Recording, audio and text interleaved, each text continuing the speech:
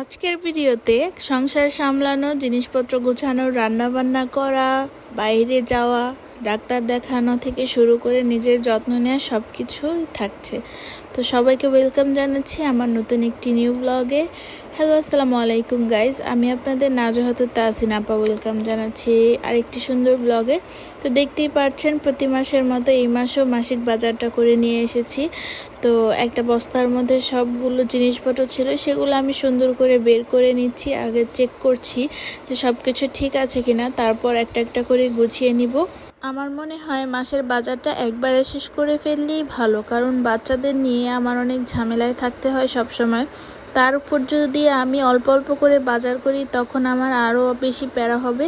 তাই আমি বেশি করে একবারে বাজার করে রাখার চেষ্টা করি যেন পুরো মাসটা আমার চলে যায়।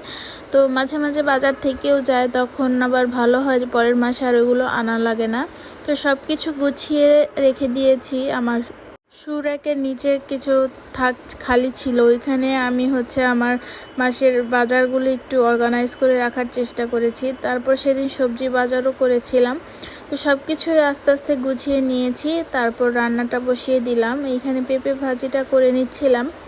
একা হাতে সব কিছু সামলাতে সামলাতে শরীরটা যে কখন এত অসুস্থ হয়ে পড়ছে বুঝে উঠতে পারতেছি না। বাট তারপরেও চেষ্টা করছি শক্ত থাকার মতো, যেন ভেঙে না পড়ি, কারণ আমার বাচ্চাদের জন্য হলেও আমাকে সবসময় স্ট্রং থাকতে হবে। দুনিয়াতে আমি আর ওর বাবা ছাড়া হয়তো আমাদের মতো করে যত্ন ওদের খুব কম মানুষই করতে পারবে, তাই নিজেকে সবসময় সুস্থ রাখার চিন্তা করি। তো দেখতে দেখতে আমার পেঁপে ভাজিটা হয়ে গিয়েছে। এখানে আমি তরকারির জন্য মশলাটা ভালোভাবে কষিয়ে নিচ্ছি।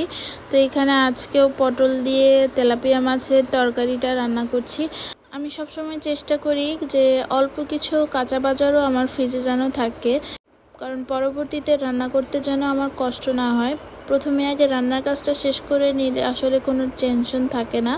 তো এখানে সন্ধ্যাবেলা আমি রেডি হয়ে চলে যাচ্ছি ডাক্তারের কাছে।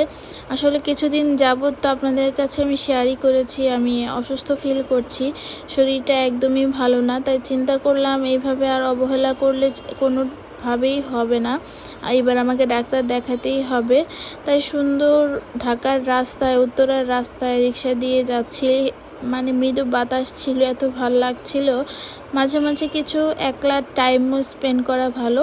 এই যে দেখতে পাচ্ছেন কি হাসি খুশি আমি যাচ্ছি, কিন্তু আসার টাইমে আমার মুখটা একদমই চুপসে যায়। সেটা কেন, সেটা অবশ্যই পরে জানতে পারবেন।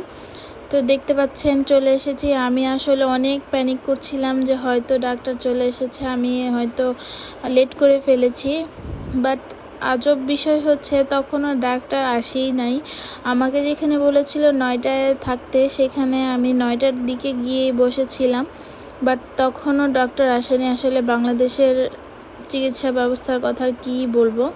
তো এখানে বসে বসে অপেক্ষা করছি। তারপর আমার সিরিয়াল চলে এসেছে, আমি ডাক্তার কাছে গিয়েছিলাম। এখানে কিছুটা নিজেকে দেখে নিচ্ছিলাম। তারপর বাসায় চলে আসলাম ডাক্তার দেখানোর পর।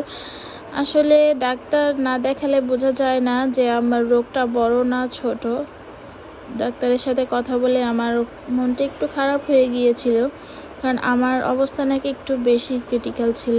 তো যাই হোক, বাসায় আসার পর সারাদিন কিছুই খাই নাই, রান্নাবান্নাও সব করেছি, বাট কিছুই করি নাই। তো আম্মু বললো চল তোর পছন্দের দিয়ে ভাত খাইয়ে দিই। ডিম পোচ আর বোম্বে মরিচ দিয়ে ভাত নিয়ে এসে আমাকেও খাওয়ালো, আমার মেয়েকেও, সেও খাচ্ছে। তো এই পর্যন্ত ছিল আজকের ভিডিওটা। আসলে মার আদর পেলে সব অসুখই দূর হয়ে যায়। আশা করি আজকের ভিডিওটা ভালো লেগেছে। ভালো লাগলে অবশ্যই লাইক, কমেন্ট, শেয়ার করে পাশে থাকবেন। আল্লাহ হাফেজ।